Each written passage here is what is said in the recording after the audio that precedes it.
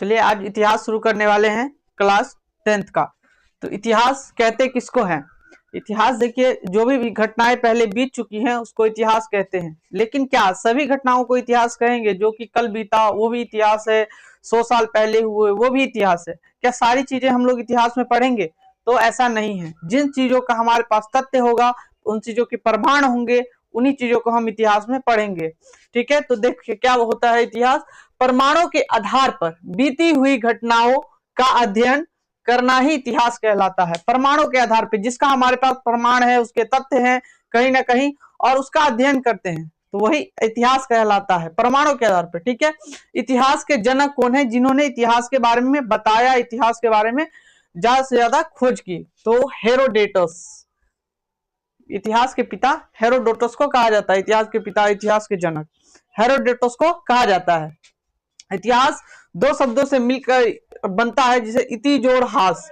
मतलब इति कहने का मतलब है अवश्य ही, हास का मतलब है कि घटना, अवश्य ही घट ही होगी ये घटना, इसीलिए इसको इतिहास कहते हैं। इतिहास और हम इस चैप्टर में भारत का इतिहास भी पढ़ेंगे और विश्व का इतिहास भी पढ़ेंगे। इसमें हम लोग भारत का इतिहास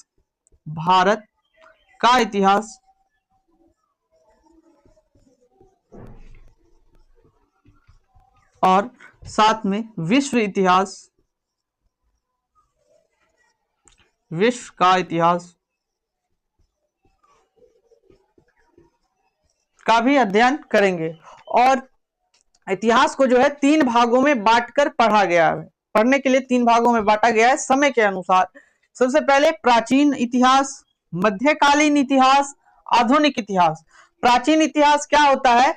प्राचीन इतिहास कब तक के समय को कहा जाता है? जो 750 से पहले का जो समय होता है उसे कहा जाता है प्राचीन इतिहास। और जो 750 से लेकर 1750 तक का समय है, इसको कहा जाता है मध्यकालीन इतिहास। और इसके बाद जो 1750 के बाद का जितना भी समय है, जो अभी भी चल रहा है, इसको कहा जाता है आधुनिक इतिहास। इसी के साथ हम चैप्टर नंबर 1 पे आते हैं, क्लास 10th का, कक्षा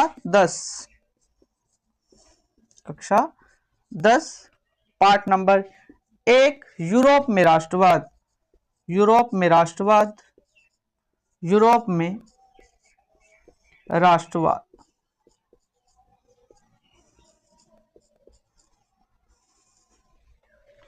चलिए इसको भी हम लोग शुरू करते हैं। तो यूरोप में राष्ट्रवाद, ये चैप्टर नंबर 1 है क्लास 10th का। तो यूरोप में राष्ट्रवाद क्या है? यूरोप क्या है? यूरोप एक महादेश है, और हमारे इस धरती पर, पृथ्वी पर 7 महादेश द्वीप है, जिसमें कि एक यूरोप भी है। और यूरोप के अंदर में लगभग 44 देश आते हैं, लगभग 44 देश है।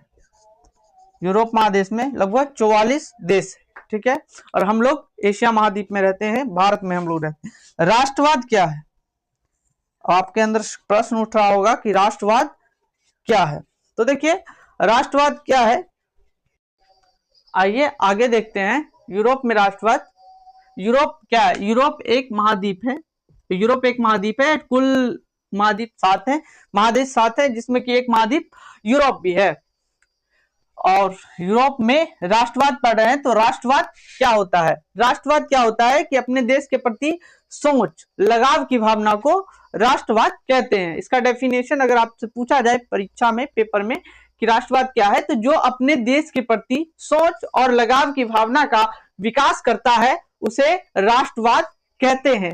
जो व्यक्ति, जो कोई भी अपने देश के प्रति लगाव, झुकाव, विकास, स्नेह की भावना रहती है, उसे ही राष्ट्रवाद कहते हैं। और जिस व्यक्ति के अंदर यह भावना आ जाती है, जिस व्यक्ति के अंदर यह भावना पनपती है या आ जाती है, उसे राष्ट्रवादी कहते हैं। ठीक है, इतनी बातें समझ में आई। अगर आपको वीडियो ये अच्छा लगा हो तो आप लोग नेक्स्ट पार्ट के लिए कमेंट कर सकते हैं। आगे हम इस चैप्टर का डिटेल में जानेंगे किस तरीके से यूरोप में राष्ट्रवाद का उत्पत्ति हुई। धन्यवाद, आज के लिए इतना ही।